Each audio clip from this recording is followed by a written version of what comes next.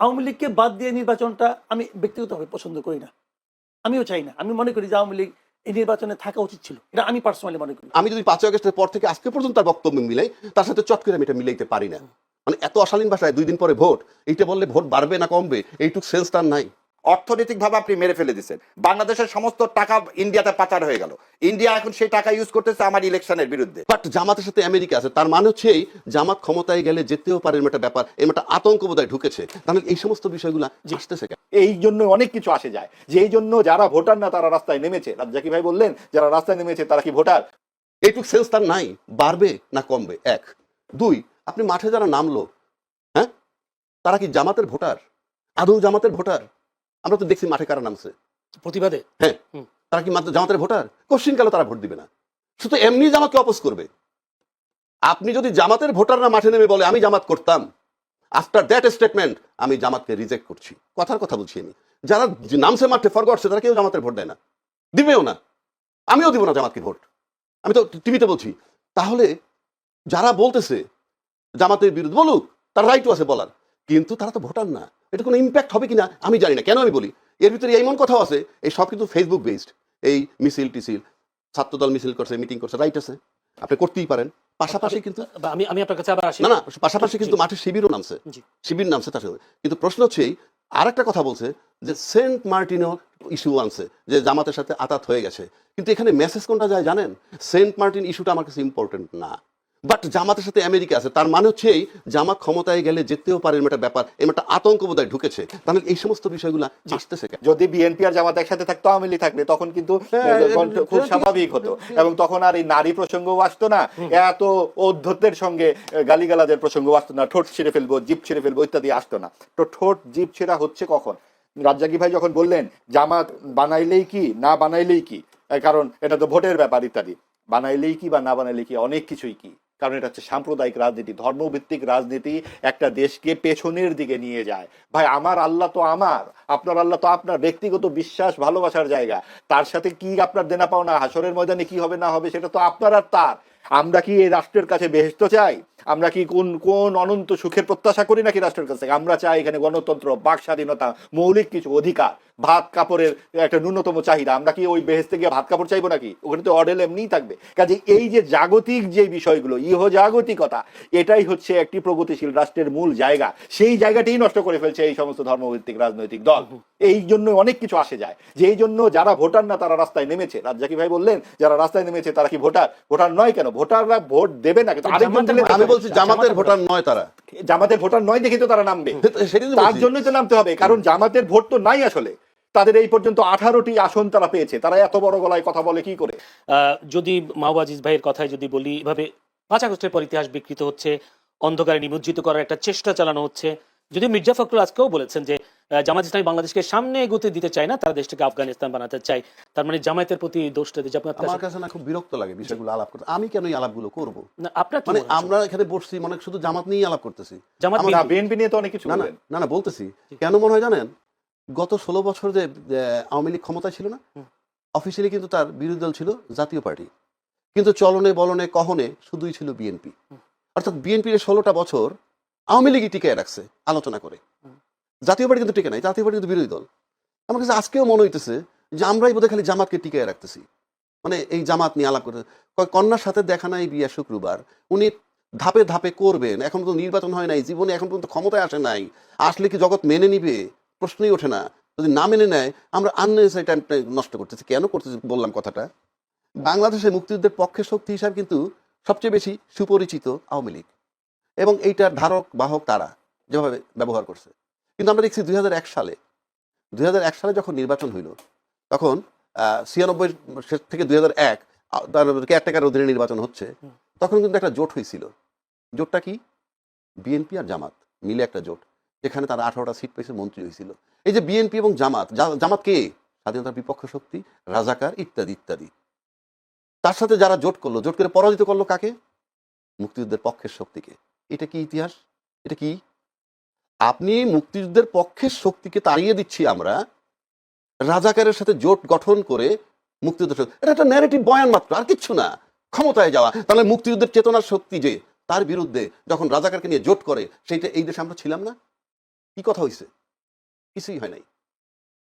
তো this is the scenario. আপনি খালি বললে তো হবে না, আপনি বরং আমরা 53 বছর যাবৎ যুদ্ধের চেতনা লালন করতেছি। মুক্তিযুদ্ধের ইতিহাস কার বাপের ক্ষমতা আছে এটা বাদ দেয়? আপনি যদি সম্পূর্ণ রাষ্ট্র বিরোধী একটা লোকেরও বলেন যে ভাই তুমি মুক্তিযুদ্ধের ইতিহাসটা লেখো বাংলাদেশের, তার কি ক্ষমতা আছে 71কে বাদ দেওয়া?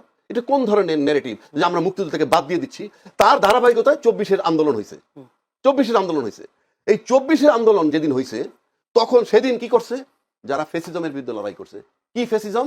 যারা দেশের ইন্টারনাল এক্সটার্নাল দুইটা সার্বভৌমত্ব নষ্ট করছে। এক্সটার্নাল সার্বভৌমত্ব কি?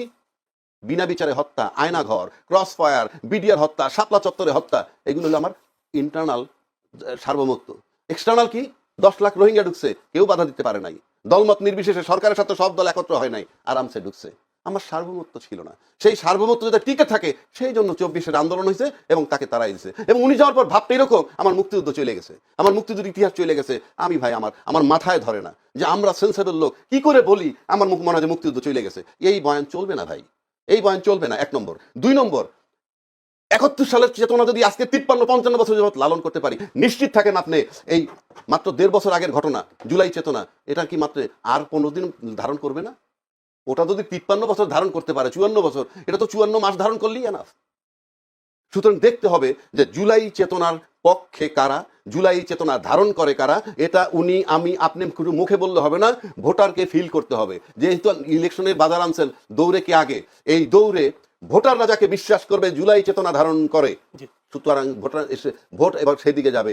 আমি একটা প্রশ্ন করি, জুলাই চেতনাধারী যারা, তারা তো যখন জামাতের সাথে অ্যাড হলো, তাদের অনেকে জুলাই চেতনাধারী, অনেকে তো বের হয়ে গেছে। রাজ্জাকি ভাইয়ের মতে জুলাই চেতনা মানে কি? জুলাই যোদ্ধা যারা বলবে, জুলাই চেতনা, যাক মুক্তিযুদ্ধ চেতনা, জুলাই চেতনা, এরা যুক্ত যখন এটা জামাতের সাথে হয়েছে তখন অনেকেই তাদের থেকে বের হয়ে গেছে। তারা বলছে রাজাকারের সাথে যুক্ত হওয়ার কারণে অনেকে বের হয়ে, যদি বলি নাম ধরে বলি তাসলিম যারা, এরকম ডাক্তার আরেকজন আছেন কি জানেন, অনেকে বের হয়ে গেছেন। তো জুলাই যোদ্ধারাও তাহলে তো এই পক্ষে নেই। আপনি যখন প্রশ্ন করেন যে যারা বের হয়ে গেল কেন, এর উত্তর আমি দিতে পারবো না? আপনি বলছেন ওরা দিবে। আমি দিতে পারবো? আমি পারবো না। তারপরে আমি ধরে নিই, আমি এটা হাইপোথিসিস, যেহেতু আমি অ্যাবসলিউট টার্মে বলতে পারবো না সে কেন গেছে। এক হতে পারে, আমার কাছে যেটা মনে হয়, জুলাই চেতনা যারা ধারণ করে এই ছেলে পেলেগুলো, মানে আমি ছেলে পেলেগুলো সিম্বলিক, কিন্তু দলমত নির্বিশেষে আমরা সবাই ছিলাম, আমরা বলি, আমরা দাবি করি। কিন্তু জুলাই চেতনা অ্যাকচুয়ালি জুলাইয়ের আন্দোলনের মানে আন্দোলনটার নায়ক কারা বা কারা করছে, ক্রেডিটটা কাদের, সেটা কে বলতে পারবে জানেন? হ্যাঁ, একমাত্র শেখ হাসিনা। কারণ তাকে তাড়ানো হয়েছে, সুতরাং সে জানে যে কারা তাকে তাড়াইছে। আমি আপনি মুখে বলে বক্তব্য করে স্পষ্ট হয়েছে, তার বক্তব্য তো নাই আমার কাছে। আপনি যেমন ভিকটিম, আপনার হাতটা কেটে ফেলছে একটা কোপ দিয়ে, 5টা আসামি দাঁড়ানো আছে, আপনাকে যদি বলা হয় 5 জনের মধ্যে আসামি আছে, জি আছে, কে দিছে? অমুকে কোপ দিছে। তো আপনি যেটা বলবেন, তো তারাইছে হাসিনাকে, শেখ হাসিনাকে, সেটা সবচেয়ে ভালো বলতে পারবে শেখ হাসিনা। যেমন চাঁদাবাজি নিয়ে কথা হচ্ছে, আমি কি বলতে পারবো যে কে চাঁদাবাজি করে? আপনি চাঁদাবাজি করেন না, মাহবাই করে না, কে করে? আমি বলতে পারবো? যে ভুক্তভোগীর সাথে জানেন, কিন্তু যে চাঁদা দেন একমাত্র সে জানেন। সুতরাং আপনি যে চাঁদাবাজি করে, যে দেয় চাঁদা সে জানে। আপনি নিশ্চিত থাকেন বাংলাদেশে 70-80 লক্ষ স্পট থেকে চাঁদা তোলা হয়, এবং তাতে অন্তত 1-1.5 কোটি লোক ইনভলভ আছে ওই জায়গাগুলায়। এই 1-1.5 কোটি লোকের কাছ থেকে যারা চাঁদা নেয়, হ্যাঁ, তারা ভোট দিবে না। যারা চাঁদাবাজ তাদেরকে ভোট, চাঁদাবাজ কি আমার জানার দরকার নাই, কিন্তু ওরা জানে চাঁদাবাজ কারা। একইভাবে জুলাই চেতনা ধারণ করে কারা, সেটা ভোটাররা বিবেচনায় নিবে, আমি আপনি না। ভোটাররা যাকে বিশ্বাস করবে জুলাই চেতনার পক্ষে, ভোট সেদিকে যাবে, এবং সেদিকে যায়, যদি যাইতে থাকে কনস্ট্যান্ট, এবং এটা যদি মনে হয় যে কেউ বুঝতে পারে, তাহলে জুলাই চেতনা ভোট যার পক্ষে যাবে সে যখন বুঝবে আমি বিজয়ী হচ্ছি, আর যে বুঝবে তার পক্ষে যাচ্ছে না, সে হারতেছে, সেটা নিয়ে যদি কেউ লড়াই করতে চায়, মারামারি কাটাকাটি, সেটা ভিন্ন চাপ। দুই দলের প্রধান, বিশেষ করে যদি বিএনপি চেয়ারম্যান এবং একই সাথে জামায়াতের, আমি দুই দলের প্রধানের একটি কথা বারবার উঠে আসে, দুর্নীতির বিরুদ্ধে কঠোর অবস্থান এবং সেই সাথে আইন শৃঙ্খলায় পরিস্থিতি নিয়ন্ত্রণ, এইসব বিষয়গুলো বেশি উঠে আসছে। ফ্যামিলি কার্ড, কৃষি কার্ড, এবং সেই সাথে জামায়াতের সোশ্যাল স্মার্ট কার্ড, এই বিষয়টাও আসছে জনগণের কাছে, ভোটের কাছে। এই যে প্রতিশ্রুতিগুলো কতটা বাস্তবায়নযোগ্য করতে পারবে বলে মনে হয় যে নতুন বাংলাদেশে 24 পরবর্তী? দেখেন, প্রতিশ্রুতি খুব ভালো জিনিস, মানুষকে লোভ দেখানো হয় আর কি। এখন বাস্তবায়ন কতটুকু করা যাবে এটা আগে ভাগে কিন্তু আমি বলতে পারবো না। এই কারণে যে এক একটা পার্টিতে এক এক ধরনের ক্যারেক্টার। যেমন আমার মনে আছে আওয়ামী লীগ যখন ক্ষমতা আসে, তারা 10 টাকা শেষ ধরে চাল খাওয়াবে দিয়েছিল প্রতিশ্রুতি, নিশ্চয়ই কেউ কেউ বিশ্বাসও করেছিল। কিন্তু যখন তারা এটা খাওয়াতে পারলো না, তখন কি কেউ মানে আপনার চাউলের বস্তা নিয়ে দাঁড়াইছে রাস্তায় যে আপনি কেন খাওয়াতে পারলেন না? কেউ বলে নাই। এটা তেমন বেশি হইচই কিন্তু হয় নাই। এগুলো হয় না কেন? যখন তারা এগুলো দেয় তখনই মানুষ নিজেরা একটা হিসাব করে নেয় যে এগুলি বলার জন্য কিছু আছে, বলার জন্য বলে এমনি বলে, আবার কিছু কিছু আছে তারা সিরিয়াস থাকে। তো তারা প্রায় সিরিয়াস থাকে না, বলে ও বলছে 20 টাকা দিবে, ঠিক আছে আমি 30 টাকা দেবো, যে টাকা আপনাকে দিতেই হবে না সেটা 30 কেন 300 বললে সমস্যাটা কি, বলে দিলাম। এখন এই ধরনের প্রতিশ্রুতি আমাদের এখানে চলে। আসলে একজন মানে সামান্য একজন মনে করেন দেশের নাগরিক হিসাবে, একজন ভোটার হিসাবে আমিও তো সরকারের কাছে কিছু চাই। আমি খেলে আমার কথাটা বলি, আমি এটা বহু জায়গায় বলি, সেটা এখনো বলি। আসলে না, এই দেশের মানুষ গভর্নমেন্টের কাছে তেমন কিছু চায় না, তেমন কিছু চায় না। তারা খালি একটা জিনিস চায়, তারা বলে দেখেন ভাই আমার মাস শেষে বাজারটা আমিই করব, আপনাকে যে আমার বাসায় বাজার দিয়ে আসতে হবে না, আমার জামা কাপড় আমার সংসার আপনাকে চালাইতে হবে না, ওটা আমিই করব, আপনি খালি আমাকে ডিস্টার্ব করেন না, আর কিছু না। কিন্তু আমরা চাই সরকার যেন আমাকে ডিস্টার্ব না করে। আনফর্চুনেটলি সরকার আমাদেরকে ডিস্টার্ব করে। আমি একটা এক্সাম্পল দিয়ে বলি আপনাকে। কারণ বাজার থেকে ধরেন, আমি ওখান থেকে ধরেন আমি জিনিসপত্র কিনলাম, একটা সবজি আমি কিনলাম 80 টাকা কেজি, ঠিক আছে। এই সবজিটা যেখান থেকে আসছে, ধরেন বগুড়া থেকে আসছে, বগুড়া কিন্তু এটা বিক্রি হয় 40 টাকা কেজি। তো তার সঙ্গে যদি আপনি পরিবহন খরচ ধরেন, তাহলে দাম হতে পারে 45 টাকা কেজি, বড় জোর 50 টাকা কেজি। এটা 80 টাকা কেজি হচ্ছে কেন? হচ্ছে এই কারণে মাঝখানে কিছু চাঁদাবাজ আছে, তারা ঘাটে ঘাটে চাঁদা তুলতেছে, রাস্তায় চাঁদা উঠাচ্ছে, এখানে এসে চাঁদা তুলতেছে। এই যে চাঁদাবাজ, এদেরকে নিয়ন্ত্রণ করার দায়িত্ব কার? সরকারের। এদেরকে সরকার নিয়ন্ত্রণ করে না। কেন করে না? কারণ চাঁদার ভাগটা ওনারাও পায়। আমরা তো দেখেছি আগের গভর্নমেন্ট চলে যাওয়ার পরে যে আসাদুজ্জামান খান কামাল, উনি নাকি এই কারণ বাজার থেকে প্রতিদিন নাকি কি 1.5 কোটি না 2 কোটি টাকা পাইতেন। তার মানে কি উনি চাঁদার ভাগ পাইতেন 1.5 কোটি টাকা, ওনাকে দিত, দেওয়ার পর তো ওরা তুলতো আরো বেশি, ওরা নিজেরা ভাগাভাগি করে নিত। তাহলে ফিগারটা যে কোথায় দাঁড়ায়? কারণ বাজারে, কিন্তু এন্ড পয়েন্টে যেখান থেকে গ্রাহকরা কিনবে, এখানে এই অবস্থা। সারা রাস্তায় কি হতো? তো এই পুরা জায়গাটা কে চাইলে নিয়ন্ত্রণ করতে পারে? সরকার চাইলে পারে। আমি সরকারকে গেলে এটি বলতে চাই যে আমাকে আপনি 40 টাকা সবজি 80 টাকায় কিনতে বাধ্য করেন না। আপনি করতেছেন। আপনি কিভাবে করতেছেন? আপনি কোনো কিছু না করে করতেছেন। মানে আপনি এই দুর্বৃত্তদেরকে থামাচ্ছেন না, আপনি দুর্বৃত্তদেরকে তাদের অপরাধ কর্ম করতে দেওয়ার মাধ্যমে আপনি আমাকে ডিস্টার্ব করতেছেন, যে কারণে আমাকে 40 টাকা জিনিস 80 টাকায় কিনতে হচ্ছে। আমি একটা প্রশ্ন এই কাজটা করেন। জি, জামায়াত যে চাঁদাবাজ মুক্ত বাংলাদেশ করবার যে প্রতিশ্রুতি দিচ্ছে, এটা কি কতটা সম্ভব? শুনেন, এটা প্রতিশ্রুতি দেওয়া লাগবে না, এটা সম্ভব। এটা যে কোনো সরকারের পক্ষে সম্ভব, যদি তারা এটা মিন করে, যদি তারা বলে যে আমি আসলে এটা করতে চাই, সম্ভব। জিএম কাদের আজকে বলেছেন আওয়ামী লীগ ছাড়া নির্বাচন গ্রহণযোগ্য হবে না।